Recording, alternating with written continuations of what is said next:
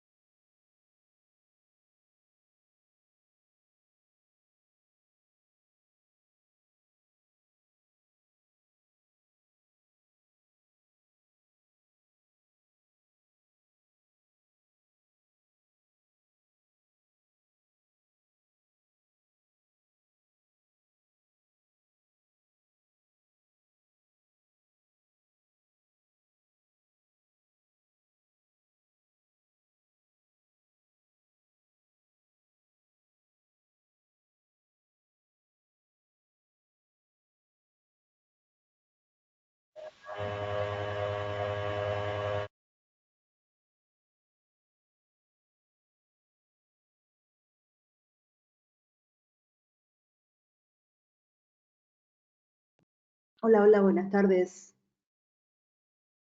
¿Me escuchan?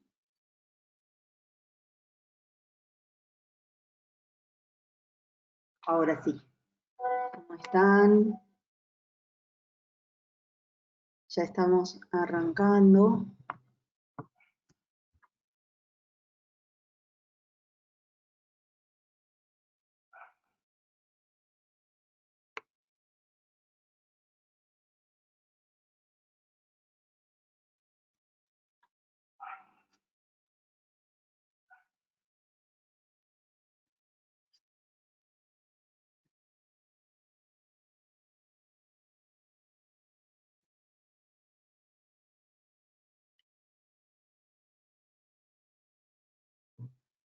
Buenas a todos. ¿Cómo están? ¿Me escuchan bien? Se escucha bien. Bueno, me alegro, gracias. Buenas tardes a todos. Disculpas por el cambio del lunes pasado, pero nos dimos cuenta, en realidad nos habíamos dado cuenta de que era feriado.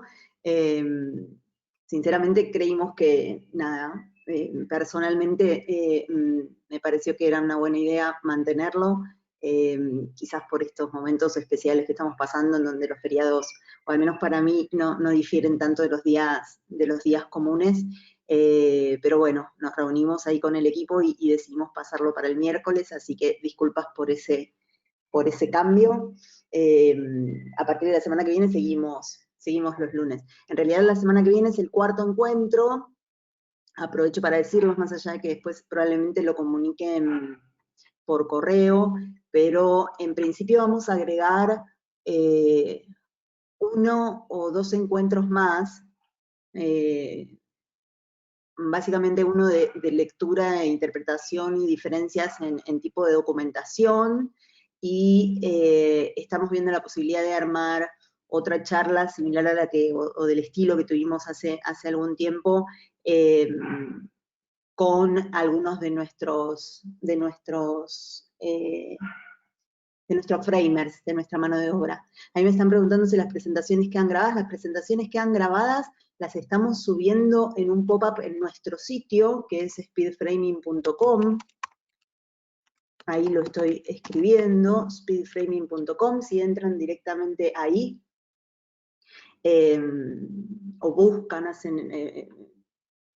eso es, directamente hay un pop-up y aparecen las dos charlas anteriores. A partir de esta noche va a aparecer esta también. Así que bueno, vamos a arrancar con lo que nos quedó un poco pendiente del encuentro de la semana pasada.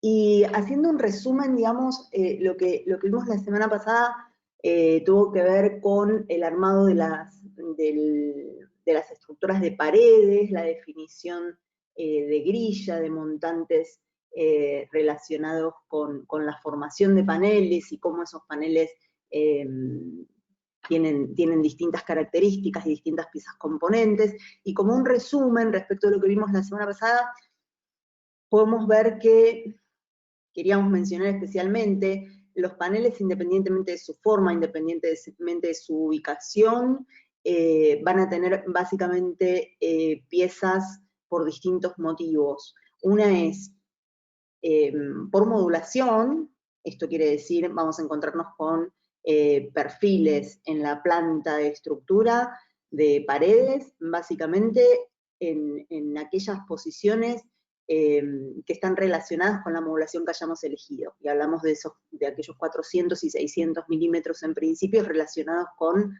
las dimensiones de fabricación de las placas y los tableros. Por otro lado, vamos a tener elementos que aparecen en la planta, como se ve en el segundo esquema acá, ya no relacionados con la grilla, sino relacionados con encuentro entre paneles, ya sea paneles a tope, porque una pared es muy larga y hago un panel a continuación de otro, o por encuentro entre paneles en esquina o en encuentros en T, ¿sí? Y por otro lado, en esa planta también vamos a encontrarnos con elementos que nos permiten resolver lateralmente los vanos, piezas estructurales y constructivas, vamos a encontrar soleras de vanos en la planta, adicionalmente a las soleras de panel, y vamos a encontrarnos con dinteles, vamos a encontrarnos con jacks, si se acuerdan, las piezas que le dan apoyo a los dinteles, y vamos a encontrarnos con kings, ¿sí? Que resuelven básicamente el lateral de los vanos en paneles portantes y no portantes. Ahora vamos a ver, antes de avanzar entre pisos y cubiertas, nos quedaron un par de temas muy importantes de paneles. No vamos a profundizar sobre esto, porque es un aspecto bastante técnico, tenemos muchos arquitectos, y siempre venimos diciendo, digamos, que la idea de estas charlas es un ABC, no vamos a profundizar en esto, pero sí es muy importante entender que este concepto de armado de estructuras que nosotros estamos planteando en esta metodología, digamos, plantea este armado de estructura con elementos, con una gran cantidad de elementos que básicamente van a estar recibiendo cargas de manera alineada de los paneles, de las plantas superiores hacia las plantas inferiores, con lo cual van a aparecer estas piezas, componentes de paneles, que denominamos montantes, un perfil PGC entre planos rígidos horizontales, ¿se acuerdan que lo vimos la semana pasada? Y ese montante se va a ver comprimido. Cuando nosotros vemos la sección de este montante, acá se ve la planta del panel, y si lo ampliamos, vemos que este perfil PGC, que va a actuar como montante, es asimétrico, en principio, según el eje Y, y tiene muy distintas características de inercia, tiene muy distintas inercias en un sentido y en el otro. Tiene mucha más rigidez en el sentido del eje X y mucha menos rigidez según el eje Y, según el eje vertical. ¿Qué quiere decir? Ustedes saben, cualquier elemento que esté comprimido va a tender a desestabilizarse mediante la falla que nosotros llamamos pandeo, ¿no? El pandeo no es una deformación por flexión, el pandeo es una falla, es lo que pasa cuando comprimimos mucho algo y yo no tengo acá nada para comprimir. Digo, tengo esto y no va a pandear, pero en realidad si esto fuera mucho más finito, esto se saldría de su eje, como se ve en la línea de puntos en el slide. Entonces, ¿qué pasa con esto? Cuando nosotros tenemos un elemento comprimido con una inercia que es mucho menor a la otra, o con un eje según el cual su inercia es menor que la otra, ¿qué va a pasar? La verdad es que si yo comprimo acá, el pandeo se va a dar más fácilmente, se va a dar primero, digamos, para explicarlo fácilmente, se va a dar primero según el eje de menor inercia. ¿Qué quiere decir? Y que en realidad, si yo lo comprimo a este montante, esta inercia, según este eje, es tan finita, es tan chiquita, en realidad, que el montante rápidamente va a tender a pandear. Y el pandeo no es una deformación de servicio, digamos, no es una deformación que uno admita, sino que el pandeo es una inestabilidad de la pieza, o sea, cuando llegamos al pandeo, la estructura falló. Es lo mismo que, digamos, si se fallara por resistencia o no.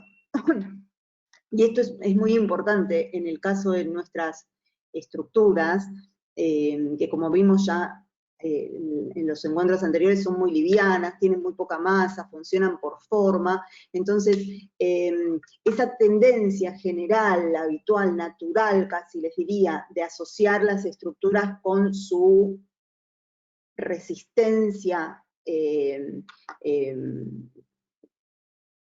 digamos, material, es parte de lo que uno plantea en estas estructuras como en todas, pero en este caso, muy particularmente, los cuidados que tenemos que tener, justamente porque la cantidad de material es muy bajita y los elementos son muy finitos, muy livianos, los problemas más central, no quiero categorizar los problemas, digo, ¿no? Pero no es solo calcular la resistencia de las secciones, como uno suele tender a verificar, bueno, qué sección me da y ya, sino los problemas de estabilidad, ¿sí? De estabilidad ya sea de la pieza, ya sea de la estabilidad del conjunto, o ya sea de la estabilidad local de cada pedacito de las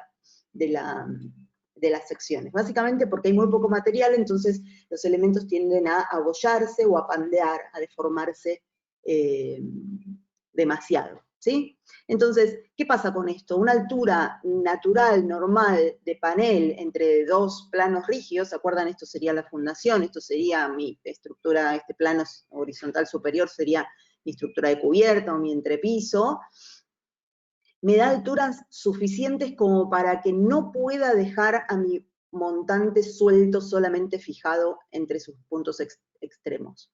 ¿Sí? Entonces, ¿qué tengo que hacer? Tengo que limitar esta posibilidad que tiene el montante de pandear en esta dirección. ¿Sí? ¿Cómo lo hago? Lo hago a través de un elemento horizontal que viene tensado, existe distintas posibilidades de materializarlo, en general se lo conoce como strapping. ¿Y qué es el strapping y el blocking? El strapping materialmente es un fleje.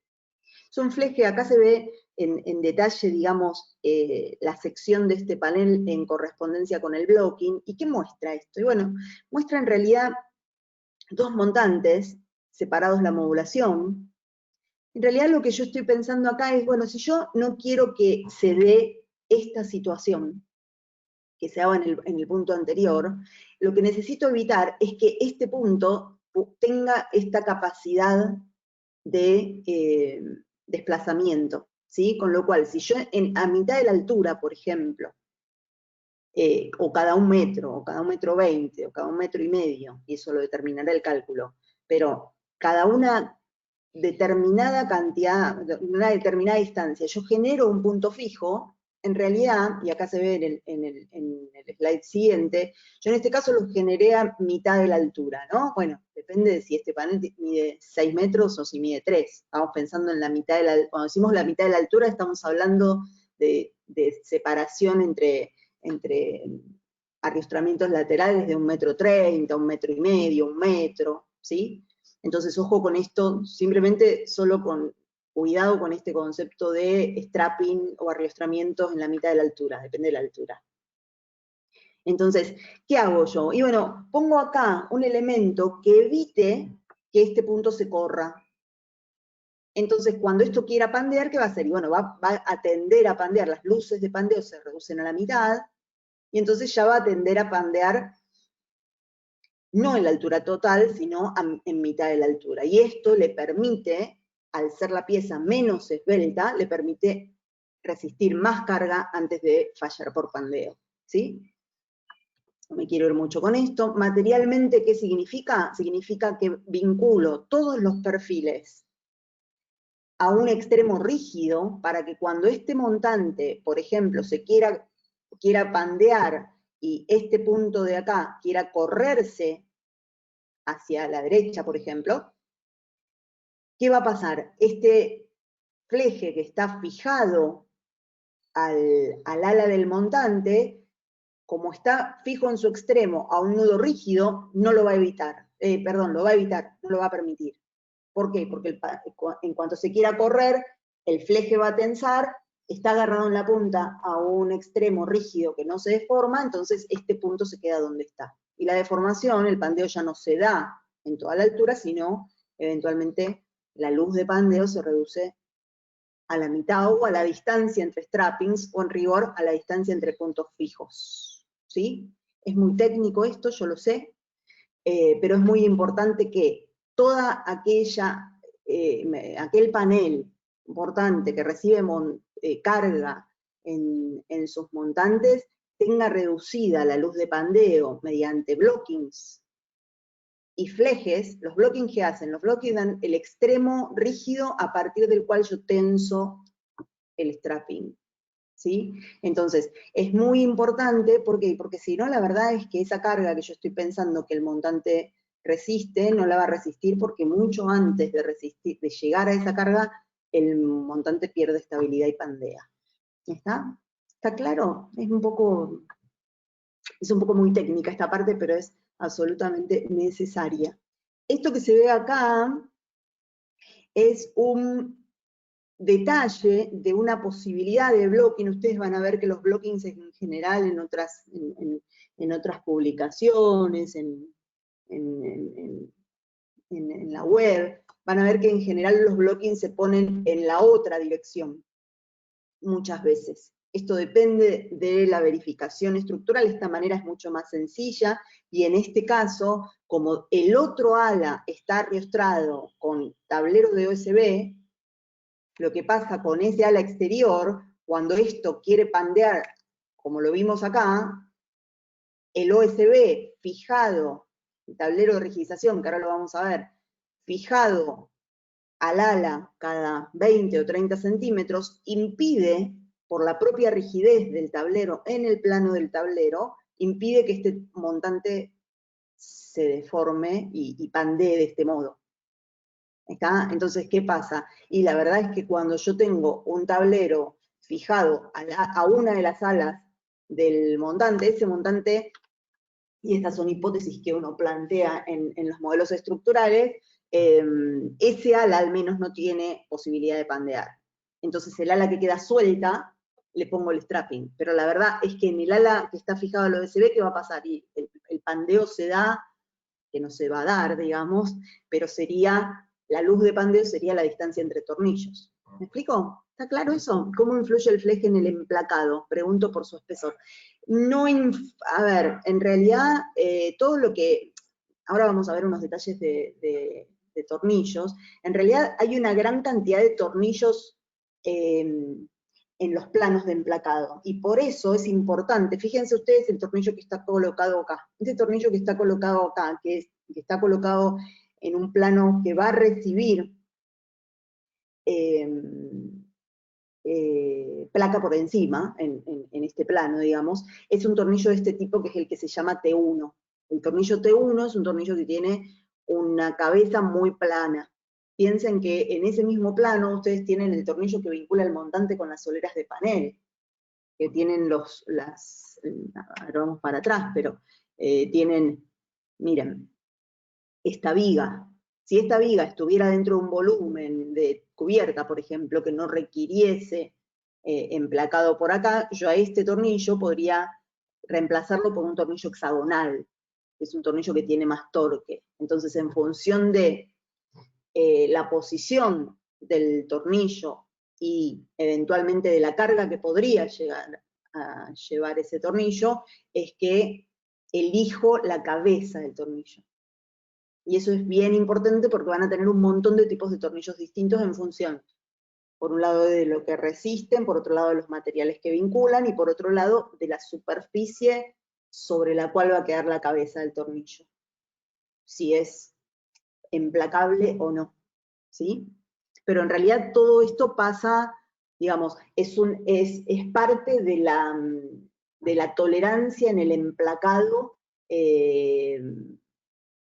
que admite el sistema cuando se trabaja con perfiles PGC y PGU. Después hay otras tecnologías, se llaman, son tecnologías un poco más avanzadas, que se tratan de maquinarias industriales que directamente desarrollan proyectos y a través de un software se alimentan esas máquinas para que directamente en los lugares donde están los tornillos el perfil se deforma y se mete para adentro para que todo quede en un mismo plano, pero ese es otra metodología, digamos, para hacer steel framing, otra tecnología.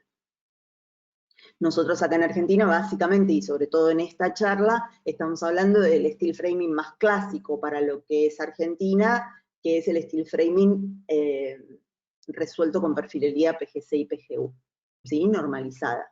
Hay varias otras alternativas en el mundo. Ahora, nosotros recién estábamos hablando, y la semana pasada estábamos hablando de montantes que reciben la carga gravitatoria a través de la alineación de elementos que vienen de plantas superiores. Ahora, ¿qué pasa con las cargas horizontales? Cargas horizontales, si se acuerdan el otro día, vimos que van a flexionar al montante entre sus planos rígidos, pero después aparece esta otra carga, que es la carga horizontal en el plano del panel. Y esta es la carga que nos lleva a hablar en general, o a la que se asocia el concepto de rigidización o arriostramiento del conjunto. ¿Qué quiere decir esto? Esto tiene que ver con que un panel resuelto con vanos o sin vanos, eso es independiente, ¿no? Pero un panel resuelto con montantes vinculados entre sí a través de una solera, tal como lo vimos, con un tornillo que fija el ala de la solera al ala del montante, uno de cada lado, genera en el plano una situación que ante la acción de una carga horizontal como esta, los montantes respecto de las soleras pueden rotar. ¿Qué quiere decir? Si yo no tuviera estas cruces acá, mis montantes estarían en diagonal, en lugar de que sacaría el montante de escuadra. O sea, el montante no tiene, el panel como conjunto de montantes vinculados a través de soleras no tiene posibilidades de mantener su escuadra por sí mismo cuando actúa una carga horizontal en el plano del panel. ¿Sí? ¿Por qué? Y básicamente porque la unión entre el montante y la solera es una unión, es una articulación, es una unión que no tiene nada de rigidez, es un tornillito, ¿sí? Entonces, ¿qué necesitamos hacer? Necesitamos darle rigidez, esa rigidez que por sí misma el marco, tal como nosotros lo venimos planteando, no tiene, tenemos que aportársela al sistema para que el sistema sea estable en su conjunto. Esto es fundamental, ¿sí? Porque esta carga horizontal existe siempre. ¿Por qué? De arranque, por la acción del viento, ¿sí? Entonces, el conjunto después transferirá esas cargas horizontales, pero para transferirlas tiene que asegurarse de que esa carga de arranque no va a deformar todo el conjunto, ¿no? Entonces, en principio, estas cargas laterales en el plano de los paneles nos obligan a poner, a diseñar, a instalar arriostramientos para evitar su deformación o su inestabilidad. ¿Cómo lo puedo lograr esto? Ustedes van a ver que muchas veces se dibujan cruces. ¿Por qué? Porque la cruz de San Andrés es básicamente el concepto estructural, el modelo y base estructural con el que uno plantea esta rigidización. Si yo vengo y tenso estas dos cruces y las pongo acá, cuando vengo y cargo, la tensión en estos flejes evita que eso se deforme. Ahora, ¿cómo puedo materializar esto en una obra de steel framing real? Bueno, la puedo materializar sin dudas a través de cruces de San Andrés. ¿Qué son las cruces de San Andrés? Son, ¿cómo se materializan? Se materializan a través de un fleje de chapa galvanizada.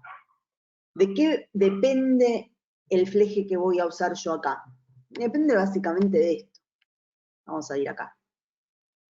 De nuevo, estamos muy técnicos ahora, prometo que en un ratito salimos.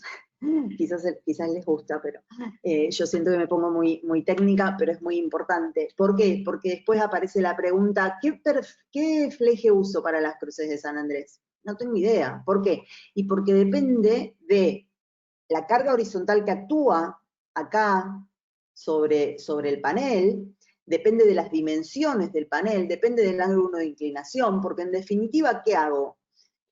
La carga horizontal la empiezo a descomponer para que viaje a través de la cruz. Entonces, ¿qué sección tiene que tener esa cruz? Piensen que el fleje es una chapa de espesor similar a los espesores de chapa con los que se conforman los perfiles. De hecho, el fleje, el conformador de perfilería, tienen posibilidad de suministrarle a ustedes una bobina con un fleje metálico que es un recorte de la bobina original con la que se hacen los perfiles. Entonces, esos flejes, ¿qué espesores tienen? Y pueden tener 0,5, si es un fleje que viene de perfiles de drywall, puede tener 0,9, puede tener 1,25, 1,6, 2, 2,5, ¿sí? Ahora, ahí me preocupa las secciones, ¿sí? Ahí estamos hablando de eso, no pasemos, por favor, secciones, ahora vamos a hablar de los blockings, pero no pasemos referencias de secciones, me dan mucho vértigo dejar referencias de secciones escritas.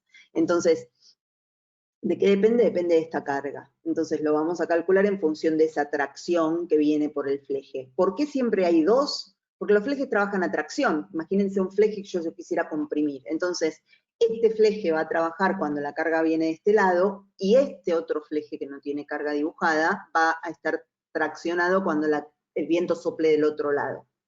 ¿Sí? Ahora,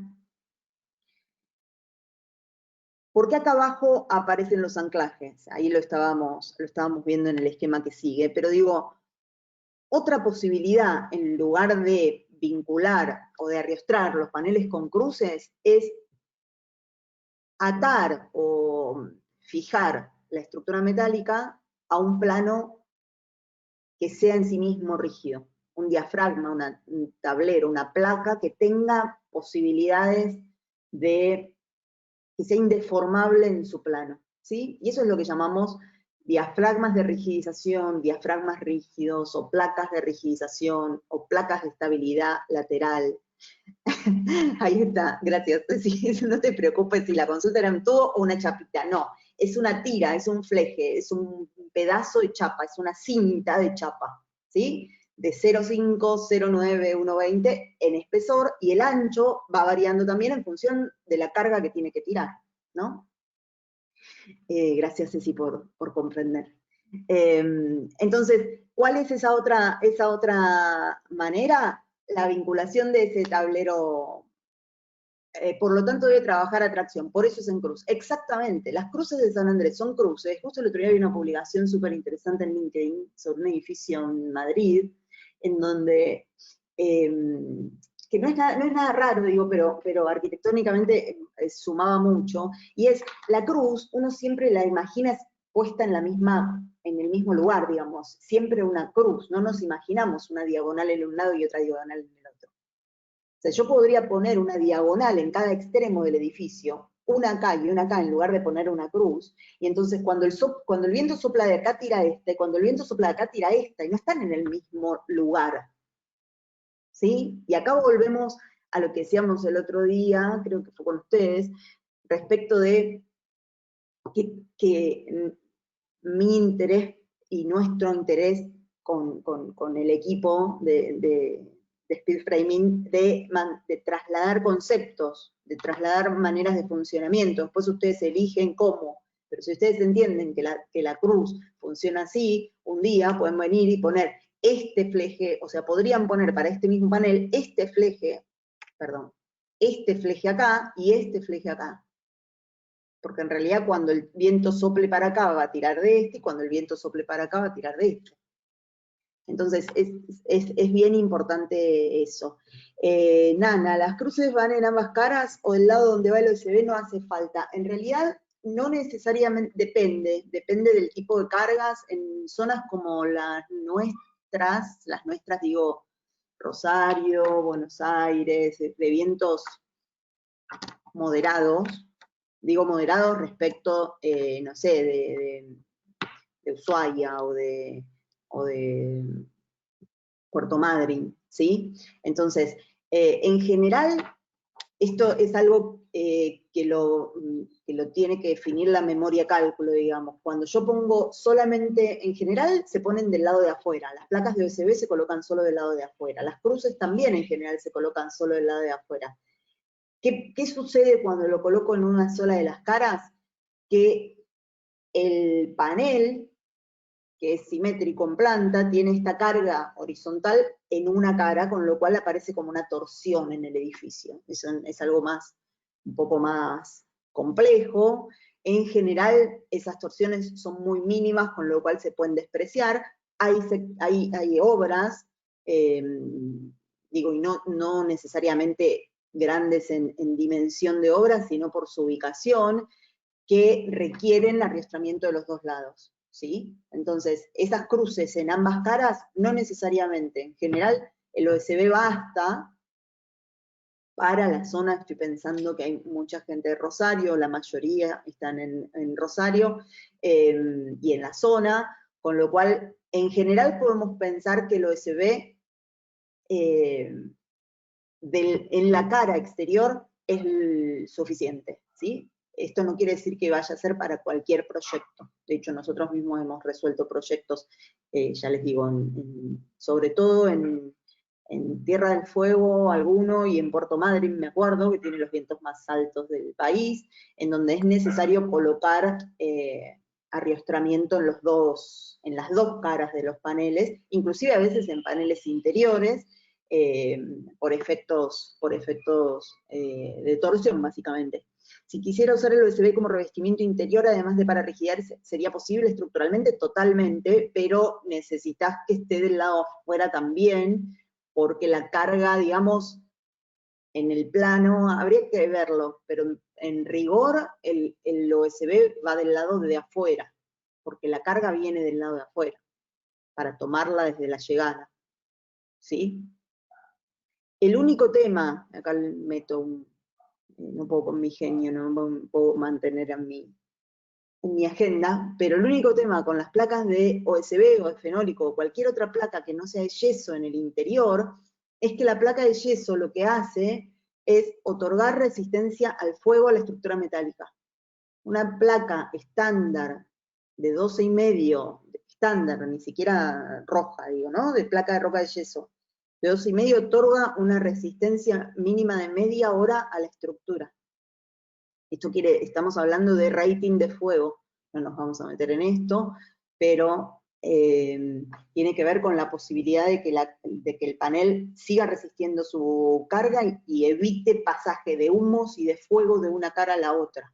Por eso, en general, a medida después que se necesitan resistencias al pasaje de fuego más elevadas, para hospitales, para colegios, para oficinas y demás, uno empieza a poner más espesores o lo que conocen como placa roja, que es una placa en donde especialmente suma mucha más resistencia al fuego. Pero la placa de roca de yeso estándar califica F30, ¿sí? Entonces eso es importante, y por eso en general uno siempre plantea la placa de roca de yeso como revestimiento interior y no un tablero de OSB o fenólico, ¿no? Si voy a emplacar con Superboard de 10 boquets, ¿también tengo que emplacar con OSB? Sí, muy buena pregunta. Sí, ¿por qué? Porque el tablero, la placa de Superboard, o las placas cementicias en general, no tiene que ver con la marca Superboard, sino con cualquier placa cementicia, o inclusive hay placas de yeso modificado para exterior, hay un montón de placas aptas para exterior como cerramiento, no funciona como diafragma rígido, no le otorga resistencia en el plano al panel, con lo cual mi necesidad estructural la tengo que resolver respecto de la resistencia en el plano del panel con alguno de estos sistemas. Las cruces que vimos recién, diafragmas. Ahora, ese diafragma o tablero rígido no es el tablero de Superbore, ni cualquier otra placa para exterior que no sea OSB estructural, no cualquier OSB, es OSB estructural, tiene un sello que dice estructural, ¿sí?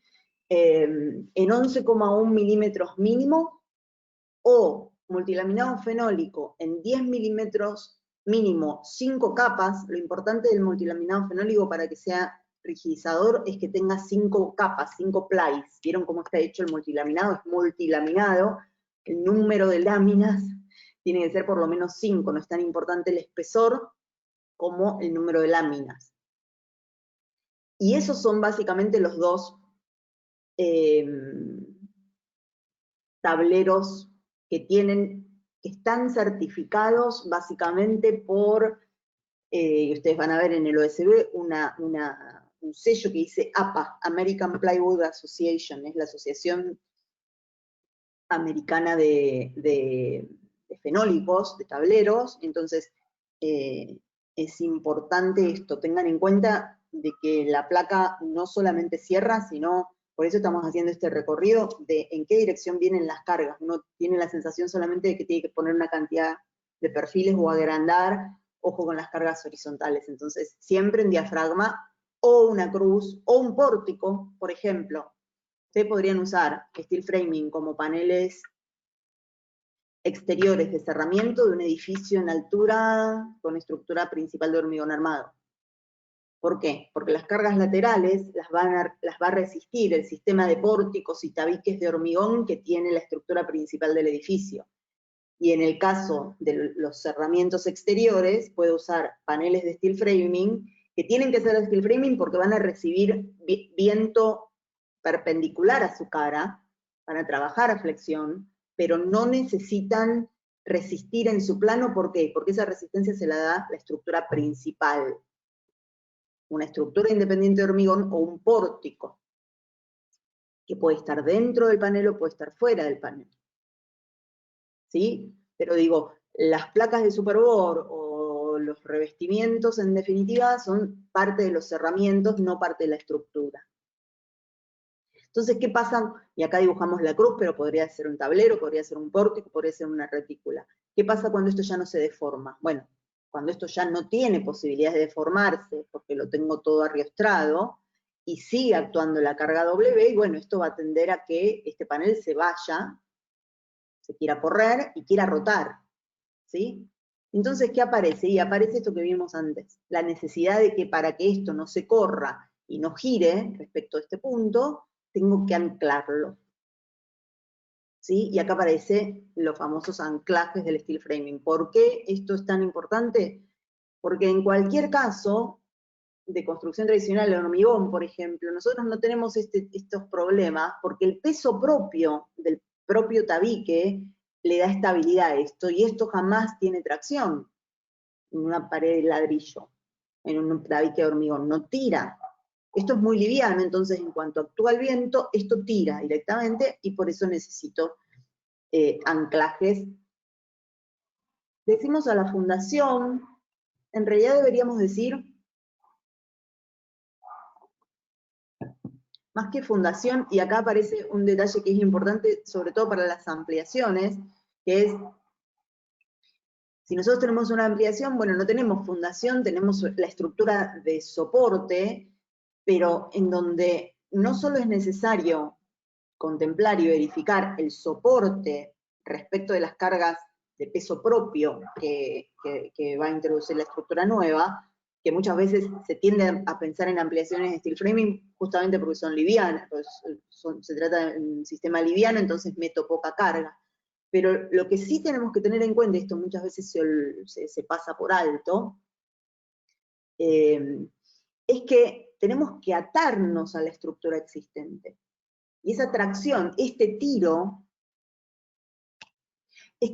que aparece acá, que va a tirar, tiene que estar agarrado a algo que resista ese tirón, esa tracción, ¿sí? Entonces, en general, eso no suele ser esta tracción tiene valores suficientes como para que yo no pueda meter un anclaje en la mampostería, ¿sí? Entonces, ¿qué pasa? Muchas veces lo que sucede, como un gran título también, estamos en el ABC, esto es como una letra N, o P, Q, más o menos, por allá está esto que estoy diciendo, pero no importa, para que lo tengan en cuenta, sobre la estructura que tengan para hacer una ampliación, siempre tiene que haber una interfase que me permita traccionar, anclar la estructura metálica, con lo cual, lo que en general suele pasar, lo más genérico, digamos, es, depende muchísimo del proyecto, obviamente, pero es, si hubiera, por ejemplo, un muro de carga, un mojinete, o es quitar eso y definir el nivel de apoyo de paneles a través de una viga de encadenado perimetral. ¿Sí? Entonces, ¿qué pasa? Yo vinculo esa viga a la mampostería y a ese encadenado de hormigones a donde voy a anclarme. ¿Está? Eso me parece importante por el tema de las ampliaciones. ¿Me escuchan? ¿Van bien? ¿Alguna pregunta? Acá van a ver, acá hay algunas fotos con diafragmas rígidos OSB, básicamente, OSB estructural. Este OSB, y esto que pasa en paneles, pasa del mismo modo en cubiertas, con lo cual el OSB con esas mismas características la vamos a usar, lo podemos usar como alternativa para arriostrar el conjunto completo de la obra, no solamente paneles, ¿no? Acá había algo más. Javier preguntó si en el caso de 2 plantas las cruces se colocan en planta baja y planta alta. Sí, eso sí, no vamos a entrar en detalle para eso también es una letra LM, pero sí, nosotros tenemos que imagínense que van a trabajar con las cruces y las diafragmas, con los tiros que van a actuar sobre el entrepiso de la misma manera en la que trabajarían como sobre la fundación, ¿no? Con la diferencia de que esa carga después va a tener que viajar hasta la fundación. Entonces, tener mucho cuidado con cómo arriostro la planta alta y cómo esos arriostramientos después pasan a través de la planta baja para llegar a las fundaciones. Pero sí, todo tiene que arriostrarse. Yo acá tengo algunos videos que quiero mostrarles. Es un video de Hilti, es una marca de anclaje.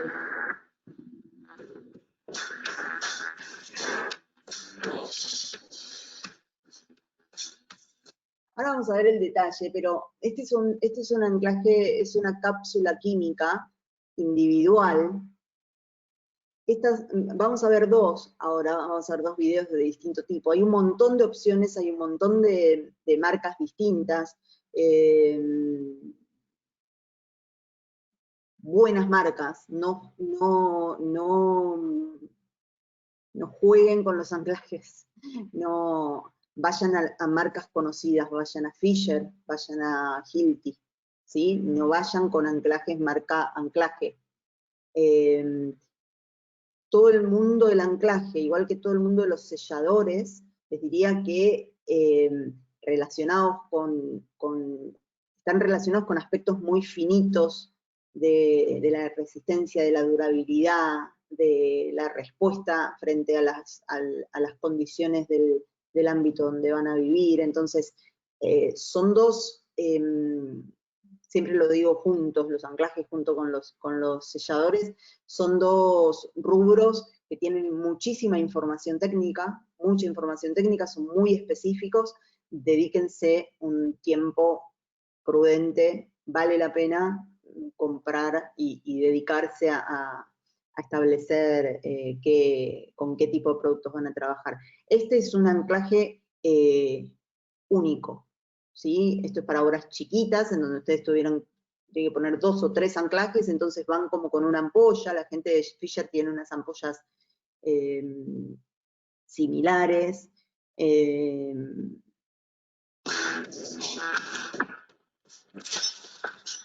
es lo que muestra ahí?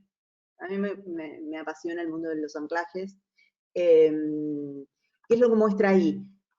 Van a ver que, por ejemplo, las características de los anclajes tienen que ver con que si es una carga que se introduce de a poquito en el tiempo, o si es una carga que aparece y desaparece en una fracción de segundo, ¿sí? Por ejemplo, una ráfaga de viento. Una ráfaga de viento viene, actúa sobre el anclaje rápidamente, que es lo que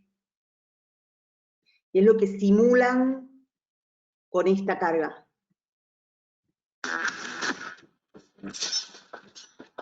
Entonces, ahí que muestra, en definitiva, ¿qué se busca con un anclaje? Que lo que falle, en definitiva, sea la varilla, porque lo que están metiendo ahí es un anclaje que está metido dentro del hormigón, y de eso se trata el anclaje, ¿sí? Darle una resistencia a esa unión varilla, perforación en el hormigón químico, por ejemplo, para que sea más resistente que la varilla. Entonces, porque en definitiva los anclajes, como cualquier fijación, se va a cortar por el lado más blando, digamos, por el lado más débil, no blando. Y ahí lo muestro. Estas son las varillas. Este es el accesorio para poner en el rotopercutor.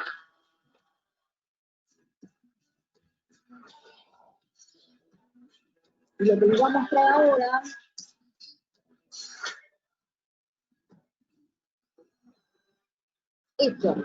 eso que lo que tienen este tipo de varillas, nunca me sale la palabra, es como un reactivo y son dos palabras químicas, en donde esta mezcla homogénea se da en el propio proceso de instalación, ¿sí? Y entonces, cuando, en este caso el plástico, en otros casos tienen como dos componentes, que la varilla con el rotopercutor rompe, se ponen en contacto y actúan. Y entonces a partir de ahí se toman los tiempos de fragua, que en general son muy cortitos, ¿sí?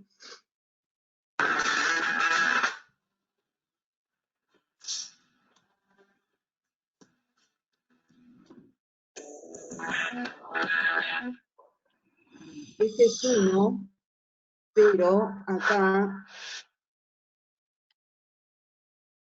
está el otro. Este es uno genial, este lo usamos. Hilti has made one giant leap forward in the way adhesive anchoring is done. Lo importante Introducing de the esto, HIT HY200 system, inadequately cleaning holes during lo installation. importante de este sistema, y creo que la gente de Fisher también lo tiene, es que no es necesario limpiar la perforación en el hormigón para colocar el anclaje. Y eso es un valor enorme en la obra. TECD and TEYD hollow drill bits combined with HIT HY200 and BC2040. Entonces tiene estos dos salchichas, digamos, con dos componentes que se mezclan en el momento de la instalación. Fíjense que no hay que limpiar el agujero, se usa con esta varilla, es una varilla particular. Entonces, ¿qué hago? Hago el agujero, no necesito limpiarlo, coloco el adhesivo, se mezcla en el proceso y coloco la varilla. Equaling anchors set using traditional installation methods and is up to 60% faster to install. Less steps, less time, less room for error. Leave those traditional anchoring methods in the dust. Hilti HIT HY200 system, a small step for contractors, a giant leap forward for your next job. Hilti, outperform, outlast. Ahí está, callado. ¿Queda claro esto? O sea, en realidad, lo que nosotros hacemos, ¿cuál es el sentido del anclaje? En definitiva, el sentido del anclaje es vincular la estructura metálica a la estructura de hormigón, que va a resistir los tiros de tracción que vienen por el viento. Básicamente es eso. Entonces, ¿cómo lo resuelvo yo? ¿Cómo lo resolvemos nosotros? ¿Cómo se resuelve en realidad? Se resuelven. Esta es una clásica foto de un anclaje instalado. Se colocan en paneles interiores, en paneles exteriores. La posición varía, pero en general van a tener anclajes aproximadamente cada 3 metros, 4 metros, ¿sí? Nosotros hemos hecho proyectos con anclajes cada 60 centímetros, porque el proyecto se volaba literalmente, que les digo en Tierra del Fuego. Pero, ¿qué es lo que hago? Y bueno, esta ménsula, que es la famosa ménsula, en el mercado se la conoce como HTT14, ese es un código de una empresa americana que fabrica conectores. En realidad lo importante de esto es que sea un conector que yo sepa cuánta carga lleva. Yo lo puedo bautizar Messi al conector, pero porque se llama Messi no va a jugar al fútbol como Messi. Bueno, esto es más o menos lo mismo, una analogía malísima, dice, pero es a lo que me refiero. Esta es una pieza resistente que va a estar atornillada a la estructura metálica, como se ve acá en la foto, ahí se ven algunos tornillos, esa ala de la ménsula, en función del tipo de ménsula que sea, tiene que estar con esos agujeritos llenos de tornillos, un tornillo en particular, digamos, que lleve la carga, para que esto lleve la carga que tiene que llevar. Y tiene una perforación en el ala de abajo, que permite pasar una varilla acá, y esa varilla es la que se va a meter en el concreto, en el hormigón. ¿Qué varilla es esa? Esta que vemos acá es una varilla expansiva, o sea, no requiere químico.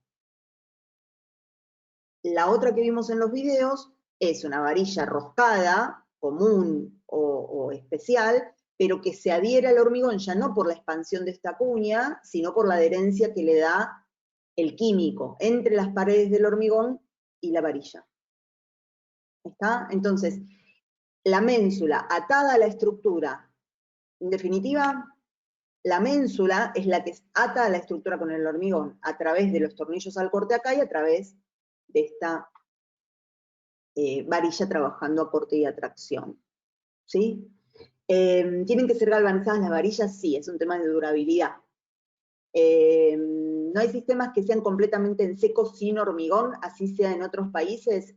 ¿Vos me hablas de fundaciones, Lucas? Sí, hay sistemas de fundaciones, hay un montón, digamos, no nos vamos a meter en esto de nuevo, esto es como, es la vuelta del segundo abecedario casi, pero sí, hay inclusive unos helicoides metálicos como que se van atornillando al suelo, no sé si alguno los vio, son súper interesantes. Yo he visto afuera, hace un par de años vi en Londres, una maquinita que te llevas a la obra y que te hace como en lugar de hacerte la perforación como de como una perforación para un pilotín, directamente va y mete un helicoide metálico que funciona en función del tipo de suelo. Un barreno de la holladora, ahí va, como el barreno de la holladora, ahí va, eso, exacto, una genialidad. Entonces, lo importante de los anclajes, de nada, lo importante de los anclajes, un montón de cosas importantísimas de los anclajes. Si voy a usar químico, si voy a usar mecánico, ¿por qué usaría uno u otro? Porque se comportan distintos, porque llevan distinta cantidad de carga, porque estos esquemas que aparecen acá nos parecen muy importantes para entender cómo funcionan los anclajes. Los anclajes funcionan porque se agarran, en definitiva, usan el potencial de todo el hormigón que está dentro de lo que se llama su cono de rotura, ¿sí? Que es este conito que aparece acá por debajo del anclaje.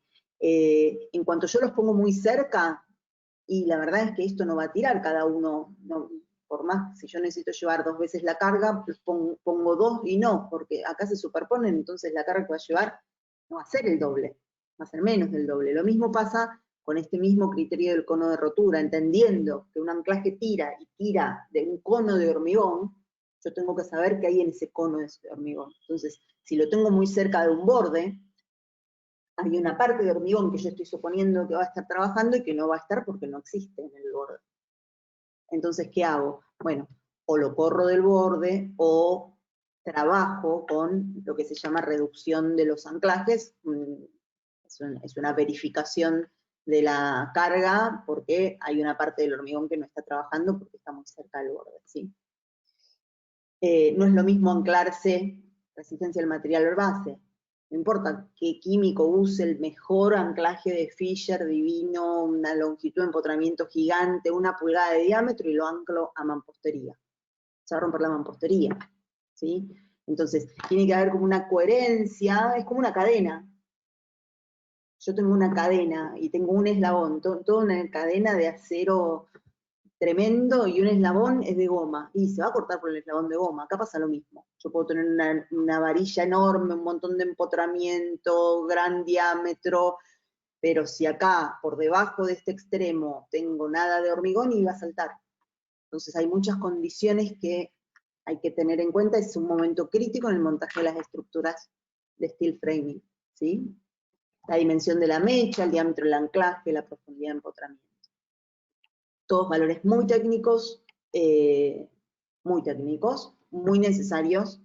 Trabajen con anclajes conocidos, ¿sí? Entonces, ahora sí, vimos todo lo relacionado, digamos, con el paquete estructural de los paneles para paredes. Entonces, lo importante que nos parece en esta instancia que se lleven es: las estructuras están formadas por sistemas, las construcciones en steel framing, paneles, están formadas por un subsistema estructural que está compuesto por perfiles alineados, separados una modulación, que tienen una sección que puede ir variando en función de la cantidad de carga que tenga que llevar. Esos perfiles van a estar vinculados entre sí a través de tornillos autoperforantes, con distinto tipo de cabeza, y van a estar arrostrados para que no se deformen en su plano. Ese arrostramiento puede ser dado por cruces, o por tableros, o por retículas, o inclusive por una estructura principal. Y va a estar anclado. Ese momento en la obra es un momento hito, es el momento al que ustedes quieren llegar cuando empieza una obra. ¿Cuál es ese momento? El momento en el que tienen toda la estructura. Acá estamos hablando solo de paneles de paredes, digamos. Pero si hablamos del conjunto completo de la estructura, ese es el momento al que se quiere llegar el día que se arranca con una obra. Tengo la estructura armada, montada, rígida, anclada, y agrego protegida del agua. Barrera de agua y viento. ¿Sí? En el mercado, yo creo que la gente de Centro de Chiapas está vendiendo covering, si no me equivoco, es el equivalente al Tyvek. Hay varias marcas comerciales, digamos, disponibles, pero en principio, ¿qué tengo? Tengo una estructura que está estable, que está rígida, que está anclada, protegida del agua, y a partir de ese momento puedo comenzar con la aplicación del sistema de terminación exterior, sistema IFS, tablas de cementicias, siding, chapa, piedra, lo que fuera, y del lado de adentro coloco aislación termoacústica entre los paneles una vez que pasaron las instalaciones, y cierro con placa de roca de yeso. ¿Sí? Lucas, teniendo en cuenta una vivienda planta alta y planta baja, ¿debería usarse algún hormigón especial o con un in situ? No, de ninguna manera hormigón in situ no. O sea, el hormigón, estamos hablando de la fundación, es el cálculo de la fundación. Ojo con esto, ¿no? Es estructural, es hormigón estructural, es fundación. Es el elemento, es la interfase entre el terreno y la estructura metálica. Entonces a veces aparecen estos errores como conceptuales, de que porque es liviana no necesito hormigón estructural. Ojo con eso. No, la fundación va a responder al tipo de suelo, sobre todo, y en función de eso, la determinación de esfuerzos con el hormigón del que se trate, H30, que fuera. ¿Sí? Y en el caso de paneles interiores, sí, por eso no, lo que pasa es que muchas veces en la obra se ve, acá Lucas pregunta, por eso preguntaba, por eso, siempre, nuestra sugerencia siempre es vuelvan a las fuentes, vuelvan a las raíces, duden, pregunten, por eso celebro que preguntes, Lucas, porque venimos diciendo pregunten, duden. Ojo con las simplificaciones, que la metodología sea muy sencilla y simple de aplicar, y versátil, y muy simple a la vista. Nos puede llevar a, y lamentablemente es lo que se ve más de lo que querríamos, a situaciones muy improvisadas, ¿sí? Muy improvisadas. Sobre todo también la injerencia de la ejecución por encima del detalle y del proyecto y de las especificaciones dadas por un profesional, arquitecto, ingeniero, maestro mayor de obra, el que fuera, pero que se encargue de estas determinaciones, ¿no? Porque si no, después empiezan a aparecer problemas, básicamente, que no necesariamente significa que se caiga la casa, no necesariamente, aunque tengo algunas fotos para compartirles, pero tiene que ver con el no funcionamiento correcto de los sistemas de envolventes, por ejemplo, con las condensaciones, con las manchas, con el ingreso de agua.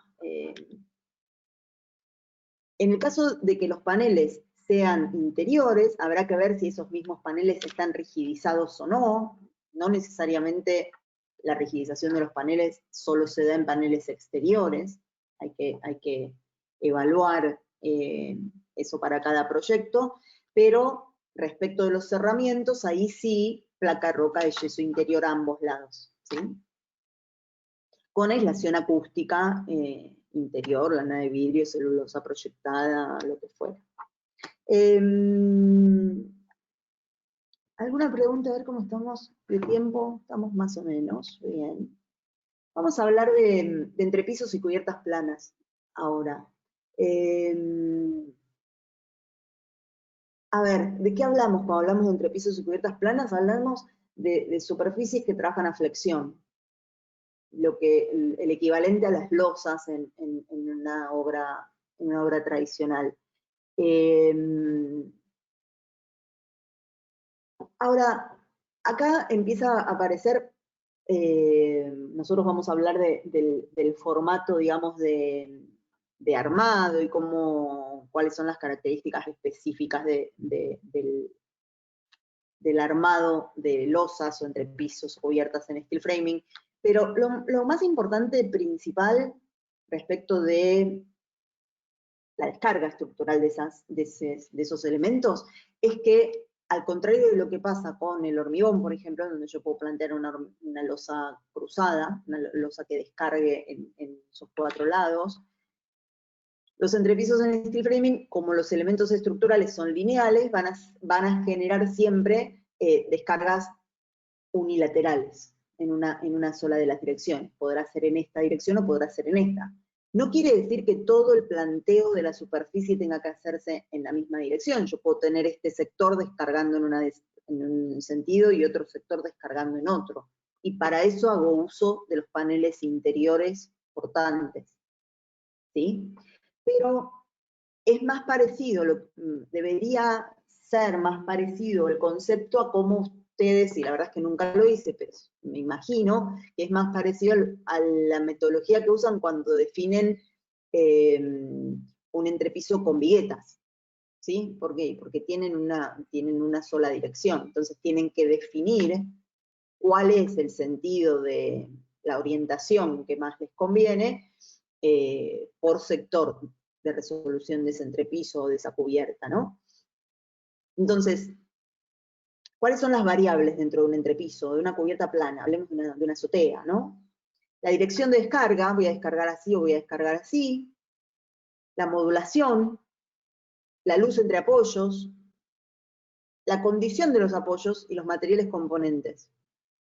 ¿A qué me refiero con los materiales componentes? ¿Cuál es el cerramiento de esto? Y acá básicamente lo planteamos especialmente porque los entrepisos se pueden resolver de manera seca, pero también se pueden resolver de manera húmeda. Y de manera húmeda no tiene nada que ver con un steel deck, ¿sí? No tiene nada que ver con eso. Ahora vamos a ir por parte. Pero estas, en realidad, son las mismas variables que ustedes van a considerar para la definición de cualquier entrepiso, ¿sí? Ahora, ¿por qué hacemos hincapié acá en esto? Esto es como, sí, bueno, cuando sea de hormigón, y bueno, de hormigón no, pero quizás de, bueno, aparece la modulación, no sé las viguetas si necesitan modulación, pero en definitiva tengo que empezar a tomar decisiones. Yo puedo tener, por ejemplo, ¿cuál es la dirección de descarga? Si yo pregunto cuál es la dirección que ustedes eligen de descarga para un entrepiso, es muy probable que me digan que la dirección de descarga es la dirección con la menor luz que da la menor luz de la viga, la menor distancia entre apoyos de la viga. Pero la verdad es que ese es un criterio para definir la dirección en la que voy a armar los entrepisos. ¿Por qué? Y porque puede ser que yo tenga, por ejemplo, puede ser que la dirección más corta fuera la otra, pero yo acá tengo un dintel gigante, tengo una abertura de 5 metros, y estoy haciendo descargar todo el entrepiso arriba de un dintel, y la verdad es que a lo mejor me conviene más usar un entrepiso un poquito más largo, pero que descargue en la otra dirección para aliviar ese dintel. O que el entrepiso descargue en una dirección y que la cubierta descargue en otra, para no cargar toda, para no mandar toda la descarga a una misma línea de paneles y que los otros no reciban nada. Entonces, ¿por qué nos parece muy importante esto? Y porque entendiendo cómo funcionan las secciones, uno después empieza a darse cuenta de que quizás si yo hubiera elegido armar así o armar así, tengo que aumentar la sección para un panel porque no me da. Entonces, solamente habiendo cruzado el entrepiso me podría haber quedado en una sección más baja, con lo cual podía haber gastado menos acero, con lo cual podía ahorrarme una cantidad de dinero. Nosotros hacemos mucho hincapié en el uso de la estructura, primero porque es la base, y no necesariamente porque soy ingeniera, y abrazo mi título de ingeniera, más allá de que no me encante calcular, y yo no calculo yo personalmente, nunca lo hice, pero la estructura es el componente material con más incidencia en el costo de la obra, ¿sí? Y uno puede gastar mucho acero y tener una estructura poco eficiente, o sea, es lo que decíamos el otro día, creo. No necesariamente poniendo más kilos de acero estoy metiendo una estructura más eficiente o más resistente, inclusive puedo gastar muchísimos kilos de acero y tener una estructura que sea inestable. Entonces, después de la estructura, lo que quieran. Nos gusta hacer hincapié en esto fundamentalmente porque son estructuras un poco antiintuitivas respecto de las construcciones tradicionales. Se comportan de manera que no es lo que la intuición nos llevaría a pensar. Deberá ser arquitecta. Tengo una arquitecta atrapada en mi título. Los paneles interiores portantes tienen que estar rigidizados con placa BCB. No necesariamente. Eso depende del planteo de estabilidad que se le haya dado al proyecto. A veces sí. En general, lo más habitual es que no. Lo que sí es importante, y acá vamos a hacer una asociación con algo que dijimos antes, es que si el panel interior es portante, los montantes de ese panel interior portante van a estar comprimidos, con lo cual necesitamos cortarle la luz de pandeo. Entonces, si no estoy usando tableros de OSB porque no necesito rigidizar lateralmente ese panel, le voy a tener que poner flejes en las dos caras, para asegurarme que se da esta situación.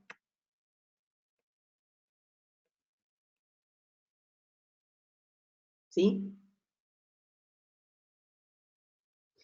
Mati, la cantidad de acero por metros cuadrados varía de una planta a dos. No necesariamente. La verdad es que la cantidad de acero por metro cuadrado depende mucho del proyecto. Depende profundamente, y cada vez estamos más convencidas de lo proyectual, de algunos aspectos proyectuales muy básicos,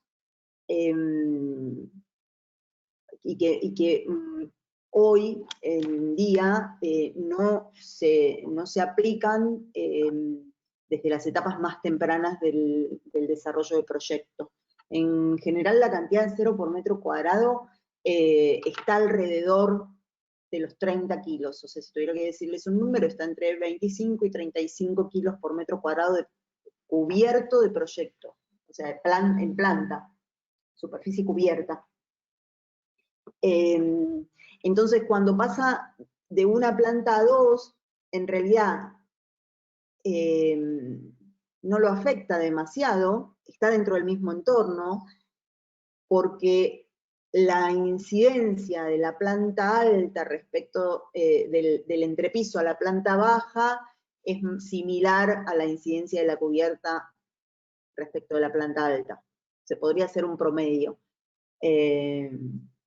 No lo afecta drásticamente, digamos. Puede haber proyectos, o sea, definitivamente puede haber proyectos de una sola planta que son más pesados que proyectos de dos plantas. Pero esto tiene fundamentalmente que ver con entender esto que estamos viendo, y que lo estamos viendo como muy por encima, profundizar en eso y poner esos conceptos y esos criterios en el momento de desarrollar proyectos. Y ese es el gran sentido, de nada.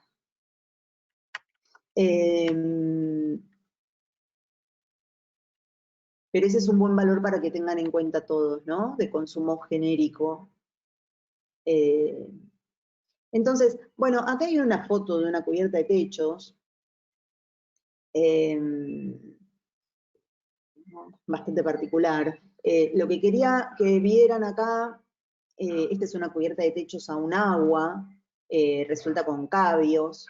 Lo que quería que vieran acá es la alineación entre las vigas, entre los cabios y las líneas de, en este caso hay un dintel, pero el cripple se mantiene en su posición por el emplacado, ¿no? Entonces estas líneas de descarga. Ahora, ¿cómo se arma un entrepiso?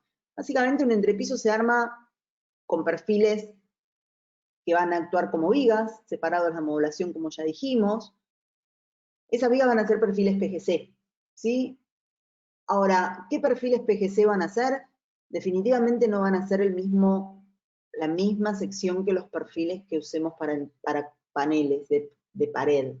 ¿Por qué? Porque los paneles de pared generan que sus montantes estén fundamentalmente comprimidos y flexionados por la carga de viento, pero fundamentalmente comprimidos. Entonces, cuando un elemento está comprimido, usa toda su sección de manera efectiva. Cuando un perfil está flexionado, hay una parte que se comprime, hay una parte que se tracciona, y hay una parte, casi la totalidad de la altura de la sección, que no funciona a su tensión máxima. Entonces, las flexiones en los elementos, esto no es steel framing, esto es cualquier elemento estructural. La flexión desperdicia material, la flexión en los elementos. Por ese motivo los reticulados son tan livianos. ¿Por qué? Porque yo armo un elemento que funciona a flexión, pero sin que haya piezas funcionando a flexión internamente, todas usando elementos o cargas axiales. Entonces, ¿qué quiere decir esto? Estos elementos funcionando a flexión van a necesitar una altura, una sección que es mucho mayor a los perfiles que habitualmente usamos en paneles de pared. Que van a variar mucho más que en el caso de paneles. Ustedes pueden hacer un montón de proyectos con distintas configuraciones y las secciones de paneles van a ser siempre más o menos las mismas. Los entrepisos con muy poco cambio en los parámetros, la luz, la carga, las condiciones de apoyo, con muy poquito cambio ahí, afecta mucho la sección del entrepiso, ¿sí? Pero de arranque deberían pensar que siempre van a estar en secciones de 150 para arriba, una sección clásica, digamos, bastante habitual que se ve en entrepisos, para entrepisos de cerca de 4 metros, está en 200 por 1,24, o 200 por 1,25, o 200 por 1,6 cada 40, ¿sí? Depende si es seco, si es húmedo, depende de un montón de cosas, pero para que tengan una idea, un perfil clásico de panel es un perfil más alrededor del 100/09, como el clásico, ¿sí? Eso no quiere decir que sea correcto. Me da mucho vértigo de nuevo decir secciones en estas charlas. Pero los entrepisos, de nuevo, van a estar más alrededor de secciones más altas, 200, 250. Entonces, ¿cómo los armo? Los armo apoyando, acá lo vemos más en detalle, las vigas apoyan alineadas con sus montantes de los paneles que las reciben, y en los extremos de esas vigas están contenidos, eso puede ser usado o no, de nuevo es más un detalle de cierre, con un perfil PGU que actúa de cenefa, ¿sí? Un elemento muy importante que aparece en los entrepisos es este que se ve acá, que es un rigidizador de alma. Acá, si ustedes lo ven, lo van a ver en varios puntos. ¿En qué puntos se ven? Se ven en aquellos puntos en donde aparece una carga concentrada. O sea, acá, por ejemplo, esto me hace pensar que acá abajo hay un panel. Entonces, la reacción del detalle, la reacción del panel sobre la viga genera una compresión del alma, que como es muy finita y muy alta, va a tender a bollarse o a pandear ese alma. Entonces, lo arriostro con un perfil PGC puesto vertical, atornillado. Entonces, la rigidez de ese perfil, que es tan cortito, evita que el alma de las vigas se abolle en correspondencia con los apoyos. ¿Está claro eso? Eso es muy importante. Ahora, genial. Ahora, ¿cómo se arma? Y bueno, voy a armarlos en función de la modulación que haya elegido, en principio alineado con los montantes de los paneles que los reciben, y nos vamos a encontrar qué pasa en los bordes. Bueno, en los bordes, el borde que recibe la descarga es este que mencionábamos recién, ¿no? Existe el panel por debajo, con dintel, sin dintel, depende, no necesariamente va a tener un dintel. A ver, quiero cerrar esto. Ahí está. Este tiene un dintel, pero no necesariamente. La viga que apoya, esto es lo que nosotros llamamos un apoyo franco, o sea, un apoyo directamente de la viga arriba del panel, y por encima apoyará el panel de planta alta, ¿sí? Ahora, ¿qué pasa cuando hago un corte vertical perpendicular a la dirección de los paneles? Entonces aparece un detalle como este.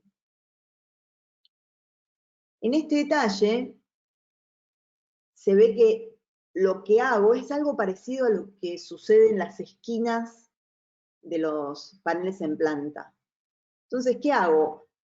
Asociado con el espesor del panel extremo, en el lateral, digamos, armo un encuentro de este tipo, que es como si fuera un tubo con una viga de borde. ¿Y esta viga de borde para qué me sirve? Me sirve en realidad, porque yo acá arriba, y acá falta el panel de planta alta, digamos, acá yo tendría que tener dibujado el panel de planta alta. Esta viga de borde me sirve para darle apoyo al paquete de materiales que va a venir a cerrar el entrepiso. Porque si yo a esta viga que está acá en el borde no la pongo, cuando vengo y pongo una placa acá, me queda suelta. ¿Se entiende? Entonces ahora vamos a ver algunos ejemplos para que... Acá hay una pregunta. ¿Se rigidiza el alma por lo de abajo o por lo de arriba? No entiendo la pregunta. ¿O se refiere a cuando explicaste lo del Ya entendí, rigidizador de alma? por la carga viene de abajo, si la carga viene de abajo, si la carga viene de arriba. Si por el apoyo o por la carga, por las dos cosas. En realidad, a la viga no le importa si viene de arriba o si viene de abajo. Viene una carga puntual. Es una buena pregunta porque en general nosotros no tenemos paneles portantes que apoyen en el medio de una viga. Pero si yo tuviera una viga y vengo con un panel portante perpendicular a estas vigas, esos montantes le van a meter una carga puntual a esa viga, con lo cual ese alma habría que verificarla abolladura también, ¿sí?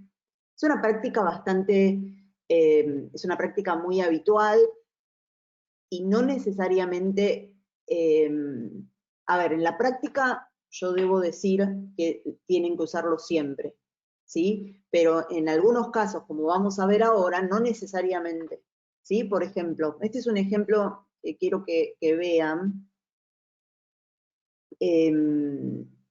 ¿Por qué? Bueno, estos son techos, ¿no? Ya ahora pasamos a cubiertas similares, ya no horizontales, sino inclinadas. Esto es un CABI, esto es un proyecto que justo estamos haciendo ahora. Me pareció interesante porque cuando nosotros hablamos de apoyos de entrepisos o apoyos de cubiertas, no necesariamente estamos hablando de apoyos francos, de apoyo como vimos recién.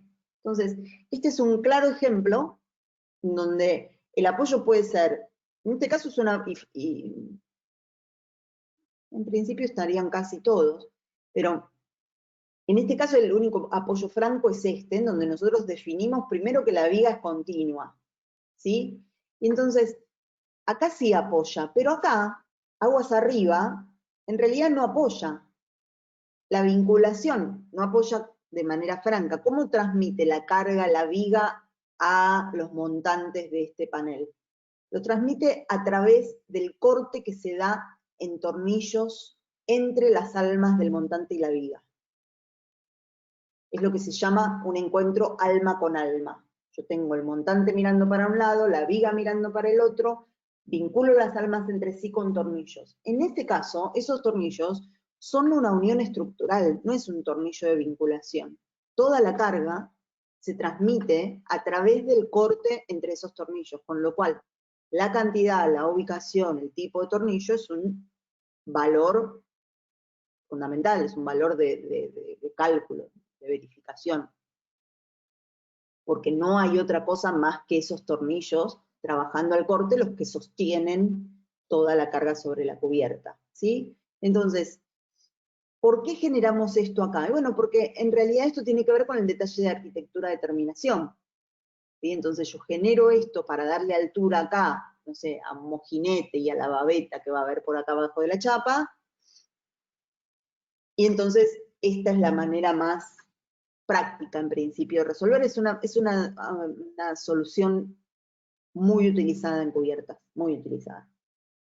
Ahora, ¿qué pasa aguas abajo? En este proyecto en particular, es un proyecto, de nuevo, bastante especial, tiene una galería con un perfil doble T visto, ¿sí? Es un proyecto que a mí me gusta mucho. Con lo cual, y llega a tope. Entonces el detalle del encuentro entre el tope del alma de la viga doble T y el extremo de la, a ver si tenemos, y el extremo del cabio que llega, de nuevo, se da ya no alma con alma, sino a través de un ángulo de anclaje que va a estar atornillada al alma del cabio y que en este caso probablemente todavía no está definido si va a estar soldado o si va a estar al dobleteo, si va a estar atornillado o abulonado. ¿Está? Entonces, este es un ejemplo del detalle. Acá tenemos la viga inclinada, acá tenemos otro detalle con una viga horizontal, pero en principio es esto, es como alma con alma, y acá tengo que estipular qué tipo de tornillo. Son 5 tornillos hexagonales, 10 por 3/4. Pero porque es una cubierta chiquita, por ahí, si esta cubierta es más larga, o si en vez de, ahora estuvimos viendo un proyecto, hacía mucho que no veíamos un proyecto que tuviera tejas, techo de tejas. Entonces, bueno, el techo de tejas no mete la misma carga que un techo de chapa. ¿Sí? Acá se ve, por ejemplo, si ustedes ven, ahí se ve un angulito que está vinculando, no se ve muy bien esta foto, pero hay un ángulo ahí que está vinculando el alma de la viga con un ángulo que se ve más abajo. A ver si yo lo puedo encontrar. No se ve tanto, cuando lo vi me parecía que se veía mejor, no sé si ustedes lo alcanzan a ver.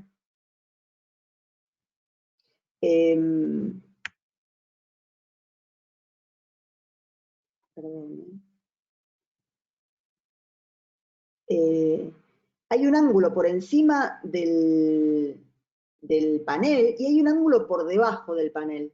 ¿Alcanzan a ver acá? ¿Por qué está esto acá? Porque esta cubierta tiene una reacción que tiene succión en la cubierta. O sea, las cubiertas de chapa, las cubiertas livianas, tienden no a caerse, sino que tienden a volarse. Entonces, yo tengo que, de nuevo, anclar, cuando yo entiendo que hay una resultante sobre el edificio que tira para arriba en lugar de para abajo, lo tengo que atar, porque si no se me vuela. Y esto es lo que pasa con las estructuras de steel framing muchas veces. Entonces, si ustedes ven acá hay un ángulo que está espejado con un ángulo metido por dentro del panel para que esa tracción se transmita al montante del panel que le sirve de apoyo. ¿Sí? Se ven los ángulos, qué bueno. Leandro, ¿hay problemas de corrosión galvánica en los encuentros con otros metales? Sí, por supuesto, sí. Sí. Esos cuidados siempre hay que tenerlos, ya sea en el caso de esa L que va a ir soldada o que va a ir abulonada al doble T que no está galvanizado, bueno, o habrá que separarlos, o habrá que galvanizarlos, pero sí, siempre el cuidado respecto de la generación del par galvánico, ¿no? De poner en contacto dos metales con distintas electronegatividades. Bueno, acá no se ven los ángulos, pero es como el primer planteo de, no sé si se ven los ángulos, ahí quizás se ve. Pero es también para que observen esta posibilidad de, o esta alineación clara de los cabios respecto de los montantes, pero miren lo que pasa acá. Después se los puedo mostrar en otra foto. En este caso, no están alineados, está corrido el montante respecto en la planta, el montante respecto del cabio, está corrido, porque están los dos, pero están los dos alma con alma. Y que esté corrido no quiere decir que no está respetándose el inline framing. ¿Se entiende a lo que voy? O sea, es importante que entendamos qué significa conceptualmente el inline framing o la estructura alineada.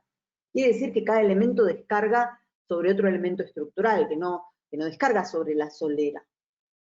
Están todos alineados, entonces al estar todos alineados saco elementos a flexión que son poco eficientes, digamos. Pero en este caso, este montante sí está alineado, pero este montante está corrido, porque yo lo que necesito es vincularlo alma con alma. ¿Está?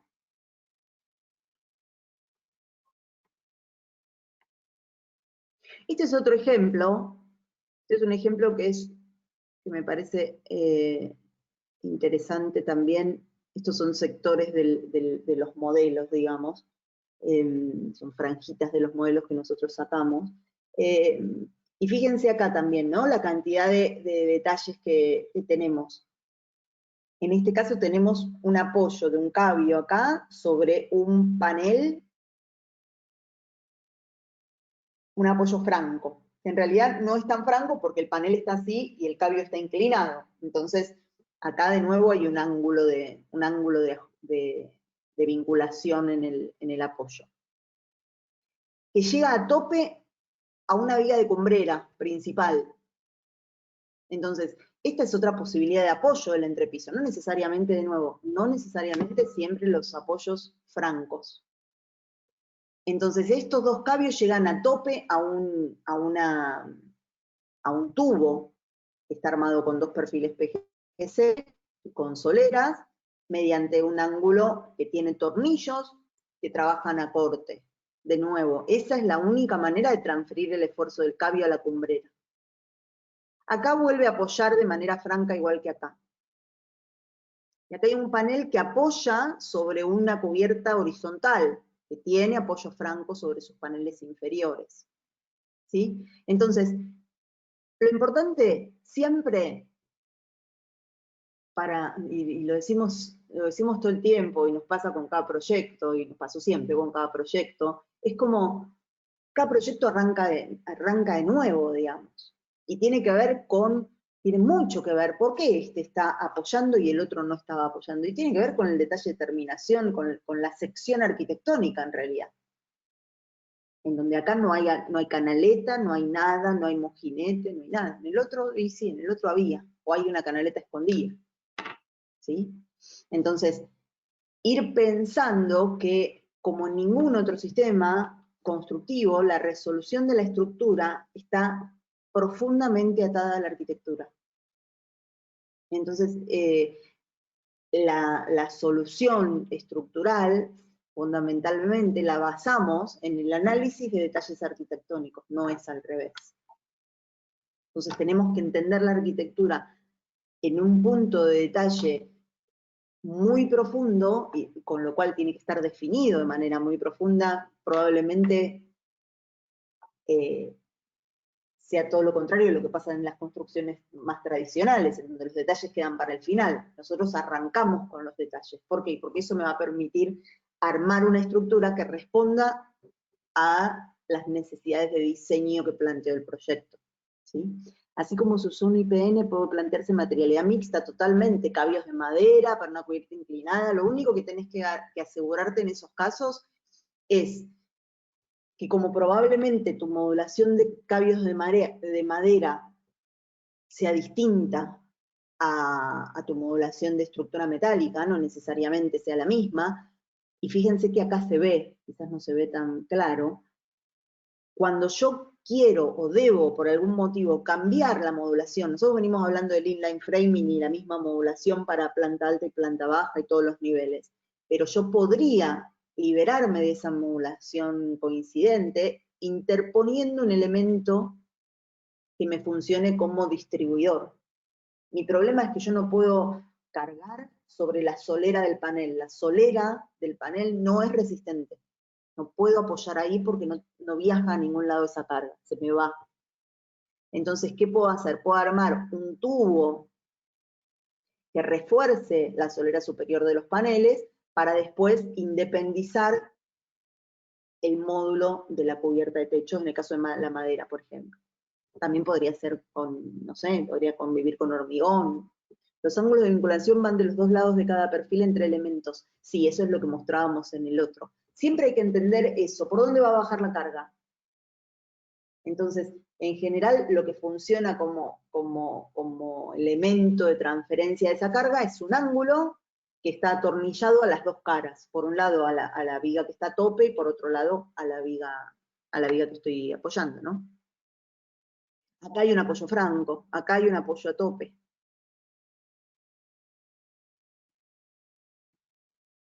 ¿Sí? ¿Alguna pregunta? ¿Vamos bien? Ya me pasé, pero bueno, me pasa seguido. Esta es una foto de este corte. Ahí se ve la cumbrera, un proyecto muy particular. Divino. Este es otro. Entonces, a mí lo que me interesa es que se lleven el criterio de cómo se arma esto, ¿no? Entonces, ¿cómo se arma? Ahí tengo que buscarle apoyos, y no necesariamente los apoyos van a ser siempre francos. Esto va a estar definido por los niveles, por la altura, por el desarrollo de la escalera, por hasta dónde llega el dintel de la abertura. Entonces, ¿puedo generar voladizos? Puedo generar voladizos. Ojo con los voladizos, ojo con cuánto vuela, cuánto lo puedo hacer volar, y lo que dé.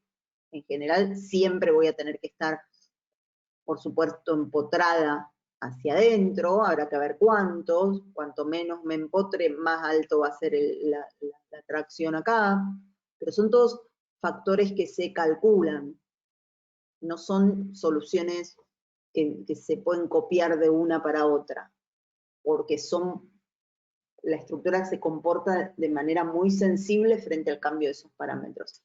Me interesaba que mostrara, inclusive me gustó que este corte, cuando buscaba modelos para mostrarles, muestra esta doble altura. Acá estaba el acceso de la escalera. ¿Se acuerdan que el otro día hablamos de las dobles alturas y cómo este panel no tiene la misma sección que el panel que tiene una sola altura?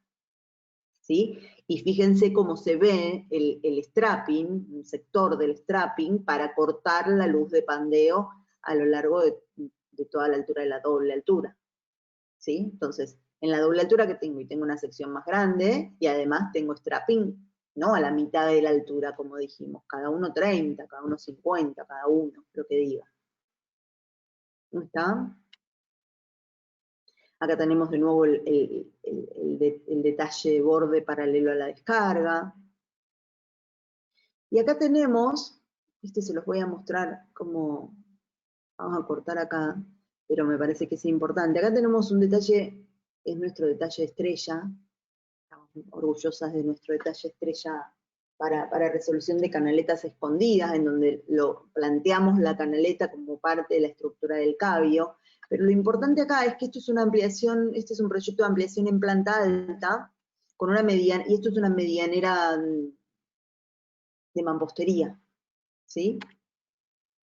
Entonces, ¿qué pasa cuando tengo que llegar a una medianera de mampostería? De nuevo es el detalle. Acá abajo nos pasaba lo mismo, porque acá había un techo de madera que desmontamos, con lo cual había que armar la losa también. Entonces, en la medianera lo que hicimos fue generar un encadenado a la altura a la que llega el panel a tope, la cubierta a tope. Y este es el detalle. Si este es el hormigón, este es el cabio, y este ángulo tiene su otra ala anclada al hormigón con dos anclajes acá. Dos, tres, acá se ven dos, digamos, eran 3, 4, 5, no sé cuántos anclajes eran. Dependiendo del tipo de anclaje, es un anclaje mucho más chiquito que los otros que vimos, pero que también funciona a corte. Y el otro lado, ¿cómo funciona? Y a corte a través de estos tornillos. ¿Sí? Nunca empotrarlo, nunca poner una solera y fijar la solera. ¿Por qué? Porque la solera no aguanta nada. O sea, yo lo que necesito es transferir el esfuerzo que viaja por la viga y pasárselo al hormigón. Entonces, esta chapita, que es una L, una pata de la L atornillada al alma de la viga, la otra pata de la L anclada al hormigón. Este tipo de detalles, sea hormigón acá, sea una viga principal acá, un tubo hecho con steel framing, lo que sea, el ángulo es fundamental porque es el que va a transferir los cortes que se den por esos anclajes para pasar la carga. ¿Sí? Eso es un ejemplo de una viga, esta es una viga principal acá, esta es una viga simple acá, llegando a una viga principal. De eso hablamos. Si esto fuera, si el tope, en vez de ser una viga de steel framing, hubiera sido una viga de hormigón, como vimos recién, en lugar de poner estos ángulos en esta tapa, en este ala de la L, pondría anclajes al hormigón. ¿Está? Y acá están los componentes materiales, digamos, de los entrepisos secos o húmedos. Esto lo podemos ver la semana que viene arrancando. Pero, de nuevo, podemos resolverlo de manera húmeda o de manera seca, mucho más liviana, mucho más práctica, con algún temita para nosotros, sobre todo para nuestras culturas, de transmitancia acústica por impacto, ¿no? Cortamos acá, si no sigo y no paro más. Nos vemos el lunes volvemos al horario de siempre.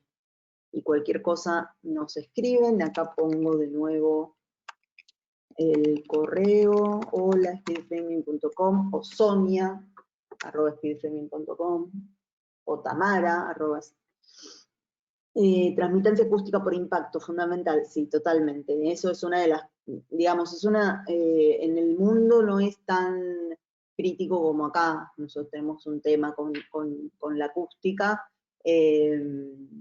Existen posibilidades de resolver en seco, pero son un poquito más complejas y un poquito más caras. Bueno, un placer. Me alegro que les sea útil. Y nos vemos el lunes.